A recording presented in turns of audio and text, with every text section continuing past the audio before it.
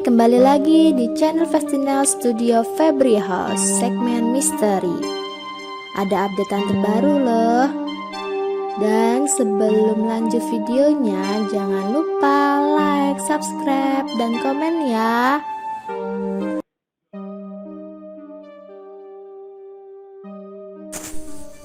Dalam keadaan genting, minumlah air laut dengan anus. Konon teknik bertahan hidup dengan cara ini diterapkan oleh pasukan SAS dari Inggris. Dalam situasi genting terdampar di tengah lautan di mana sumber air yang bisa dikonsumsi tidak ada. Alih-alih meminum langsung dengan mulut yang dampaknya bisa sangat berbahaya. Katanya cara ini diterapkan oleh pasukan SAS Inggris jika situasi benar-benar genting, karena air laut yang mengandung garam akan sangat berbahaya jika dikonsumsi secara langsung. Cerita bertahan hidup dari keluarga Robinson yang 38 hari terapung di laut juga melakukan metode ini sebagai opsi bertahan hidup mereka. Dalam dunia medis, metode injeksi cairan ke kolon ini dikenal dengan istilah enema. Kisah tragis di balik nama boneka Carlotte yang beku. Jika dilihat, boneka yang begitu populer di era Victoria ini tidaklah menyeramkan sama sekali. Kecil, terlihat imut, dan tidak ada tanda-tanda bisa memberi ancaman. Boneka ini juga selalu ada di saat perayaan Natal dan Tahun Baru sebagai penghias ruangan dan juga biasa ditempatkan di atas kue. Namanya Frozen Carlotte Doll, yang ternyata nama tersebut diambil dari kisah dalam balada rakyat Amerika yang cukup terkenal kala itu yang berjudul Fair Carlotte, yang terinspirasi dari puisi yang ditulis oleh Seba Smith yang berjudul A Corpse Going to a Ball. Puisi dari Seba Smith ini pertama kali diterbitkan dalam surat kabar The Rover pada tanggal 28 Desember 1843, yang jika diartikan A Corpse Going to a Ball bermakna mayat yang pergi ke pesta. Yang membuatnya semakin menarik, puisi yang ditulis Seba Smith ini ternyata terinspirasi dari cerita berdasarkan kejadian yang sebenarnya. Puisi itu mengisahkan tentang seorang perempuan muda bernama Carlotte yang tewas membeku dalam perjalanan menuju pesta dansa di malam perayaan menyambut tahun baru. Ia ditemukan tewas dalam kereta kudanya oleh tunangannya sendiri. Sebelum kejadian, Ibu Carlotte sebenarnya telah memberikan dia sebuah selimut penghangat tubuh karena tahu keadaan cuaca di malam itu yang bersalju dan sangat dingin dan meminta Carlotte menggunakannya. Tapi sepertinya Carlotte mengindahkan permintaan ibunya dan sempat berujar itu hanya akan merusak gaun dansanya. Menurut vlog Chris Phillips, Barry Shire Smith didasarkan pada sebuah insiden yang diceritakan dalam artikel terbitan New York Jude Observe yang terbit pada tahun 1840 dengan judul yang sama dan juga pada koran Ohio Democrat and Dover Advertiser, yang menuliskan kejadian yang menimpa Carlotte. Itu terjadi pada tanggal 1 Januari 1840. Atas dasar itu, Phillips Berry menilai apa yang ditulis Smith memang berasal dari kisah yang sebelumnya. Populernya puisi Smith diikuti dengan populernya boneka Frozen Carlotte, yang dari hanya mainan biasa simbolik.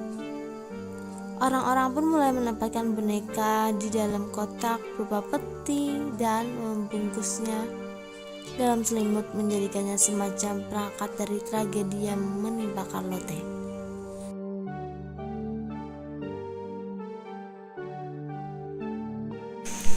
Ketika seorang ahli matematika berhasil menghitung tanggal kematiannya. Kematian pasti akan datang. Setidaknya kita sepakat soal itu. Tapi kapan waktunya? Jawabannya adalah hanya Tuhan yang tahu. Jawaban umum dari yang awam, tapi tidak dengan seorang pria bernama Abraham de Moivre. Dengan kemampuannya dalam bidang matematika, dia disebut mampu menghitung jam dan tanggal tepatnya dia akan mati. Abraham de Moivre sendiri merupakan seorang ahli matematika yang lahir di Prancis. Namun, saat muda dia harus pergi dari negaranya bersama dengan kaum Huguenot lainnya akibat konflik kepercayaan yang terjadi waktu itu. Dia memilih menetap di Inggris. Abraham juga diketahui berteman dekat dengan tokoh terkemuka lainnya seperti Isaac Newton, Edmund Halley, dan James Stirling. Abraham adalah pencetus teori yang dikenal dengan teori probabilitas. Pada saat usianya sudah mulai menua dan tubuhnya tidak sekuat dulu lagi, Abraham mulai menghitung waktu menuju kematian dengan menghitung waktu tidurnya yang bertambah 15 menit dari biasanya dan mengkalkulasikan semuanya hingga dia memprediksi kematiannya pada 27 November 1754, dan pada tanggal itu dia benar-benar meninggal dunia. Namun klaim itu sulit dibuktikan karena Abraham tidak meninggalkan catatan yang lengkap tentang perhitungannya. Jikapun benar, itu menjadi rahasia yang hanya diketahui oleh Abraham sendiri atau memang hanyalah sebuah kebetulan. Jika manusia tahu kapan kematiannya akan datang, maka manusia akan dikejar waktu untuk melakukan semua hal yang penting bagi dirinya sendiri. Masyarakat Malaysia mungkin tidak akan lupa dengan kehebohan yang terjadi pada tahun 2013 silam saat beredar rumor 23 remaja menghilang setelah berkunjung ke sebuah villa angker, Villa Nabila. Pada 16 November 2013 silam di Malaysia, satu negara heboh setelah sebuah rumor beredar di Twitter waktu itu yang mengatakan 23 remaja yang memasuki kawasan villa angker yang dikenal dengan Villa Nabila di Johor menghilang secara misterius. Kabar yang beredar di medsos itu pun menjadi topik yang menggemparkan seantero Malaysia. Kehebohan itu pun membuat polisi akhirnya turun tangan menyelidiki info tersebut. Dari penyelidikan itu, pihak polisian menampik rumor 23 remaja yang hilang itu, tetapi membenarkan ada satu remaja yang dinyatakan hilang di lokasi tersebut. Seorang remaja laki-laki berusia 16 tahun, dan penyelidikan merupakan tindak lanjut dari laporan orang tua korban yang kehilangan kontak dengan putranya. Kehebohan pun tetap berlanjut di hari berikutnya. Orang tua korban bersama awak media dan ahli paranormal ramai-ramai mendatangi Villa Nabila untuk melakukan pencarian. Villa Nabila memang tersohor sebagai salah satu tempat terangker di Malaysia, menjadi tempat favorit bagi pemburu hantu atau mereka yang hanya ingin merasakan sensasi horor yang ada di sana. Kisah tentang Villa Nabila pun beragam versinya, seperti lumrahnya tempat-tempat angker. Pada tanggal 19 November 2013, polisi akhirnya berhasil mengungkap keberadaan satu remaja yang dinyatakan hilang tersebut, yang ternyata bukan hilang karena kekuatan gaib, melainkan karena dia menginap di tempat pacarnya di perumahan Taman Desa Mutiara di Tebrau.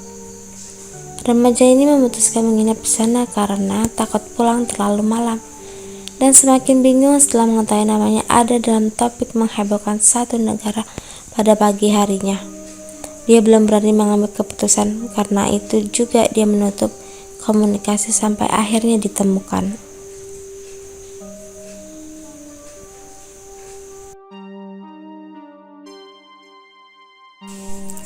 Yang terjadi dengan ingatan setelah kematian. Sebuah studi yang lebih baru menemukan bahwa tikus menunjukkan pola aktivitas otak yang tidak terduga segera setelah serangan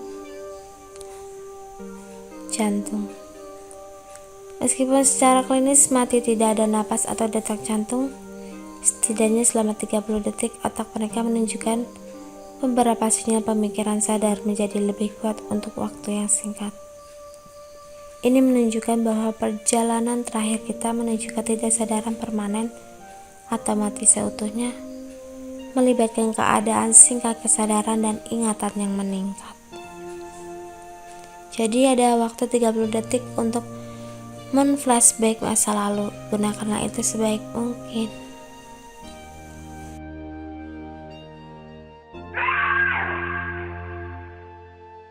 Jangan lupa like, subscribe, dan komen ya.